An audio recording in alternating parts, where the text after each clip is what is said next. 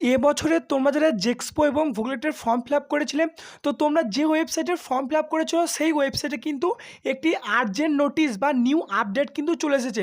তো তোমাদের সেই আর্জেন্ট নোটিশটা কি তোমরা কিন্তু একটু ভালোভাবে দেখে নাও। তো তোমরা যে ওয়েবসাইটের ফর্ম ফিল আপ করেছো সেই ওয়েবসাইটে কিন্তু তোমাদেরকে ফার্স্ট চলে আসতে হবে। তোমাদের ঠিক দেখো এখানে একটি অপশন আসবে যে আর্জেন্ট নোটিশ বলে, দেখো এখানে লেখা আছে আর্জেন্ট নোটিশ।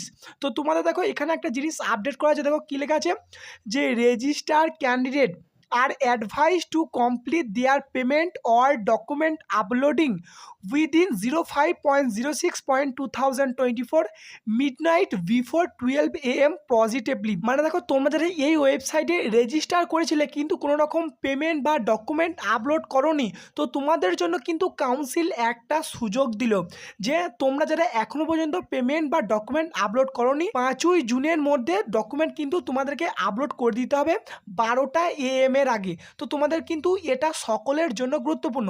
এবং দেখো আরেকটা যেটা লেখা আছে new registration is not allowed now, এবং নতুনভাবে কিন্তু কেউ রেজিস্টার করতে পারবে না। তোমরা এই ওয়েবসাইটে এসে যারা দেখো এই নিউ ক্যান্ডিডেট রেজিস্ট্রেশনে ক্লিক করে তোমরা একটা রেজিস্ট্রেশন করেছিলে কিন্তু কোনো রকম ফর্ম ফিল আপ করোনি, তোমাদের জন্য কিন্তু এই আপডেটটি। তো এখন তোমাদেরকে কি করতে হবে, এই অলরেডি রেজিস্টার্ড এখানে কিন্তু তোমাদেরকে ক্লিক করতে হবে। তো ক্লিক করার পর কিন্তু তোমাদেরকে এটা লগ ইন করতে হবে, ঠিক আছে।